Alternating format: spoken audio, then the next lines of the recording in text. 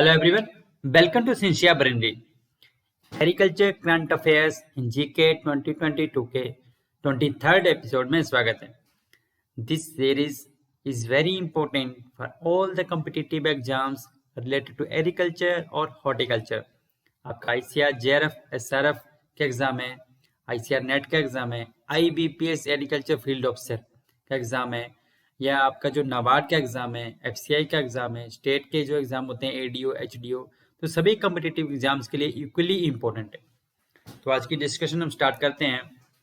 आज का हमारा फर्स्ट पॉइंट है, which ICR institute recently has demanded a ban on using aceclofenac in kettles.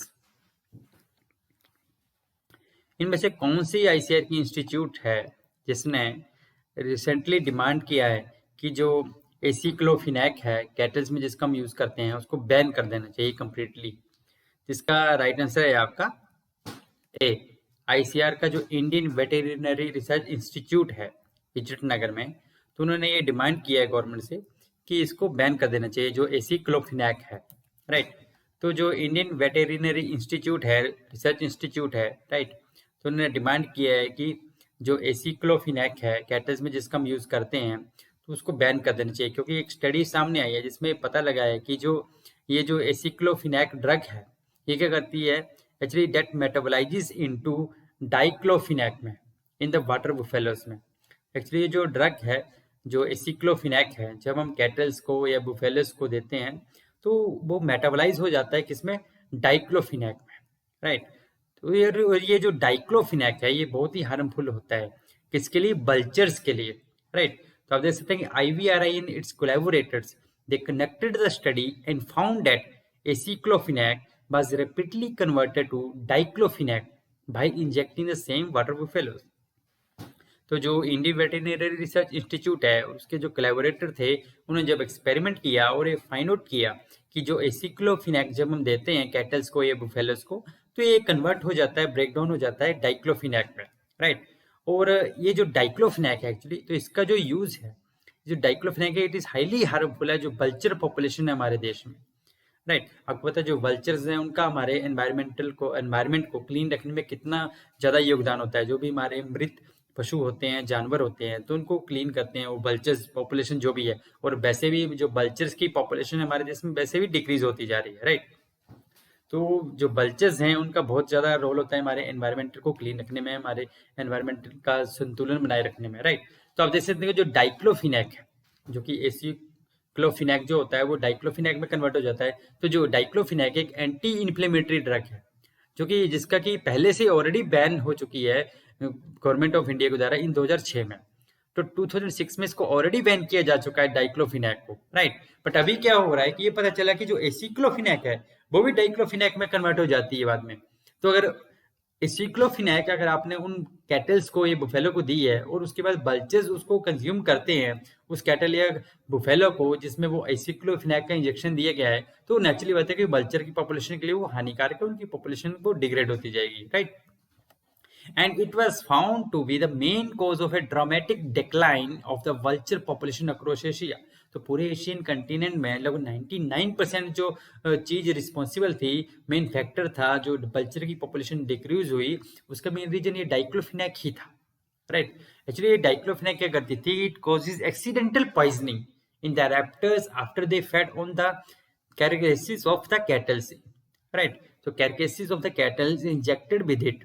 Right. तो जो एसिक्लोफिनैक है तो ये भी क्या करती है, ये भी सेम प्रॉपर्टीज है इसमें कि डाइक्लोफिनैक में कन्वर्ट हो जा रही है. तो नेचुरली एक पॉइजनस ड्रग है बल्चर्स के लिए. राइट. तो जो हमारा बल्चर एक्शन प्लान है 2020-2025 का, that also mentions the drug as toxic. तो उसके जो एक्शन प्लान है उसके अंदर भी ये जो डाइक्लोफिनैक का ड्रग है उसको टॉक्सिक कैटेगरी में इंक्लूड किया गया है. राइट. और जो हमारा drug controller general of India है, ठीक है, तो इसलिए drug controller general of India है, इनको रिक्वेस्ट की गई है जो IVRI के साइंटिस्ट के द्वारा कि ये जो एसिक्लोफिनैक है इसका जो वेटरनरी यूज है इसको बैन कर देना चाहिए. Right. Okay, next point is the first rice variety in the nation with low phosphorus tolerance. तो इंडिया की फर्स्ट राइस वैरायटी कौन सी है जो कि लो फॉस्फोरस टॉलरेंस है के लिए सुटेबल है. मतलब जो कि लो फॉस्फोरस होती है जिन सॉइल्स में, वहां के लिए भी सुटेबल है ऐसी वैरायटी। जिसका राइट आंसर है आपका ए DRR धान 60, राइट। और ये जो DRR धान 60 जो है, किसके द्वारा डेवलप की गई है?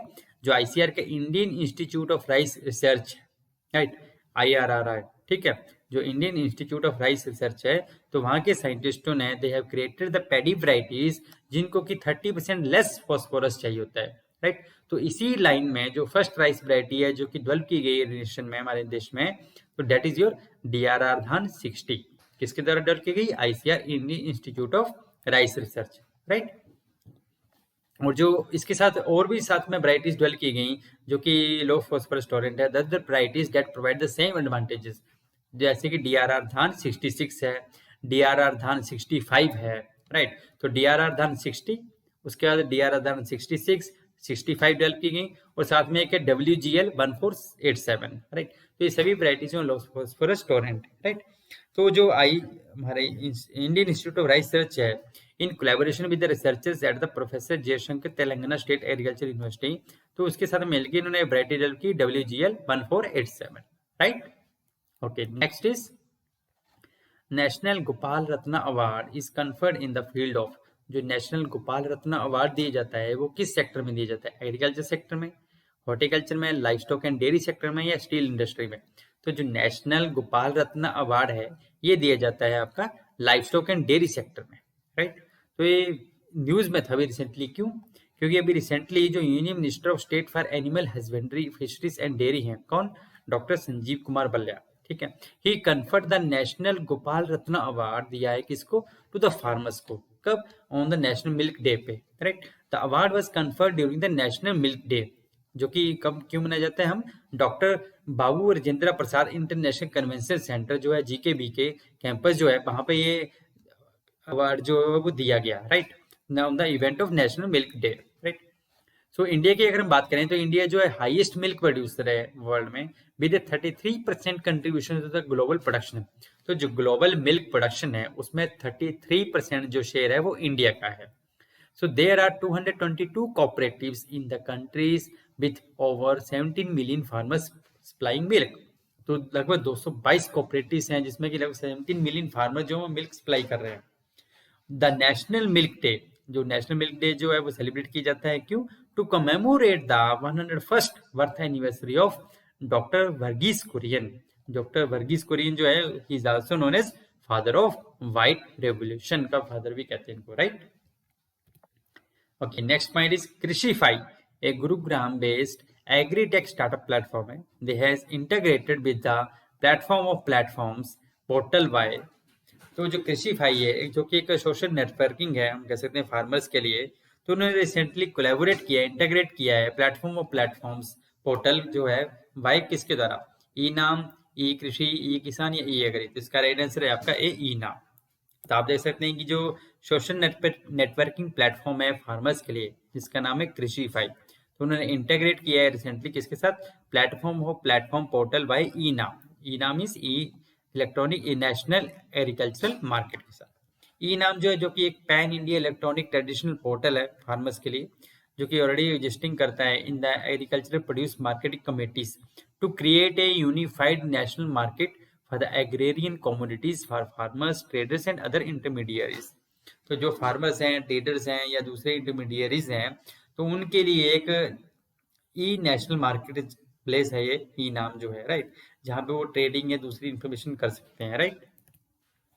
तो हम कह सकते हैं कि जो एक कृषिफाई है, कृषिफाई जो एक सर्विस प्रोवाइडर है जो कि that will provide advisory services, जो कि एडवाइजरी सर्विसेज प्रोवाइड करेगा फार्मर्स को, widening the research beyond the 1 crore user base on its social network and consequently, right। तो एक तरह से जो भी ऑलरेडी फार्मर जुड़े हुए हैं कृषिफाई में, लगभग 1 करोड़ से ज्यादा जो यूजर्स हैं, तो इसके साथ ई नाम के साथ इंटीग्रेट करके जो फार्मर को जो भी इंफॉर्मेशन चाहिए रिगार्डिंग ट्रेडिंग, ठीक है, एग्री बिजनेस रिलेटेड, राइट, तो वो सारी इंफॉर्मेशन इसके लिए दी जाएगी, ठीक है। तो हम कह सकते हैं जो ई नाम प्लेटफॉर्म है that would direct users to Krishify where they may ask the pool of professionals for assistance, क्योंकि जो कृषिफाई सोशल नेटवर्किंग साइट है इसमें बहुत सारे एग्रीकल्चर एक्सपर्ट्स या साइंटिस्ट भी जुड़े हुए हैं, तो नेचुरली वो उनकी जो भी रिक्वायरमेंट है उसके बारे में भी जो प्रोफेशनल्स हैं उनसे पूछ सकते हैं, राइट। तो कृषिफाई की अगर हम बात करें तो इसके जो सीईओ कौन है, सीईओ और को फाउंडर कौन है? राजेश रंजन, जो अभी इसके CEO एंड को फाउंडर है, राइट। उन्होंने ये भी कहा कि this development brings us a step closer toward bridging the information gap for millions of farmers in India, right. तो जो भी इंफॉर्मेशन है वो प्रोवाइड करना मेन इसका मोटो है फार्मर्स को, right.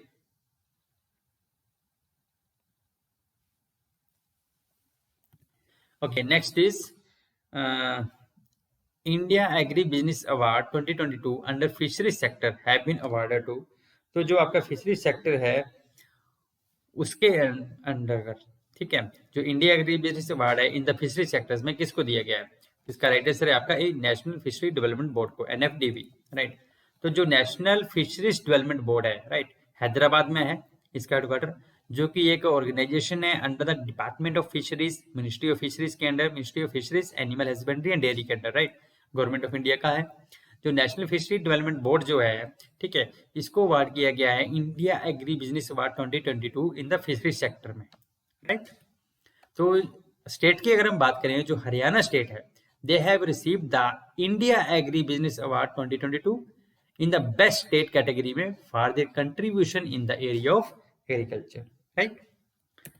Okay, next is which country hosted the second agriculture ministerial level meeting of the BIMSTEC in the November 2022। अभी रिसेंटली नवंबर मंथ में जो बिम्स्टेक मिनिस्टर्स हैं एग्रीकल्चर के, तो उनकी मीटिंग होस्ट की गई, ठीक है। तो ये जो सेकंड मीटिंग हुई है बिम्स्टेक में, तो ये जो सेकंड मीटिंग है ये किसने होस्ट की? कौन सी कंट्री ने ये जो मीटिंग है वह होस्ट की है अभी नवंबर 2022 में? इसका राइट आंसर है आपका बी, इंडिया। तो आप देख सकते हैं कि recently India hosted the second agriculture ministerial level meeting of the BIMSTEC. BIMSTEC means Bay of Bengal initiative for multi sectoral technical and economic cooperation, BIMSTEC, ठीक है। और ये मीटिंग कब हुई? नवंबर 2022 में, अभी रिसेंटली नवंबर मंथ में ये मीटिंग हुई है, right. So under the chairmanship किस कौन था? Union minister for agriculture and farmer welfare Shri Narendra Singh Tomar, right. तो जो एग्रीकल्चर मिनिस्टर हैं इसमें, जैसे कि भूटान के, Bangladesh, Nepal, Myanmar, Sri Lanka and Thailand के, तो वो सभी एग्रीकल्चर मिनिस्टर ने इस मीटिंग में पार्टिसिपेट किया। तो अगर हम बिम्स्टेक की बात करें, BIMSTEC means Bay of Bengal initiative for multi sectoral technical and economic cooperation, ठीक है। तो इसका अभी समिट भी हुआ था, जो 5th समिट हुआ था बिम्स्टेक का, ये कहाँ पे हुआ था? कोलंबो में, मार्च 2022 में हुआ था, राइट। और बिम्स्टेक की अगर हम बात करें तो ये कब इस्टेब्लिश हुआ था? 6 जून 1997 को बिम्स्टेक इस्टेब्लिश हुआ था, ठीक है। इसमें 5 कंट्रीज आती हैं साउथ एशिया की, जैसे कि बांग्लादेश, भूटान, इंडिया, नेपाल, श्रीलंका, और 2 कंट्रीज आती हैं साउथ ईस्ट एशिया की, जैसे कि Myanmar and Thailand. Okay, next is dash becomes the first Indian fishery startup to earn an ISO 27001 certification. इनमें से कौन सा फर्स्ट इंडियन फिशरी स्टार्टअप है जिसको ISO सर्टिफिकेशन मिली है? ISO 27001 सर्टिफिकेशन मिली है। तो इसका राइट आंसर है आपका ए, एक्वा कनेक्ट।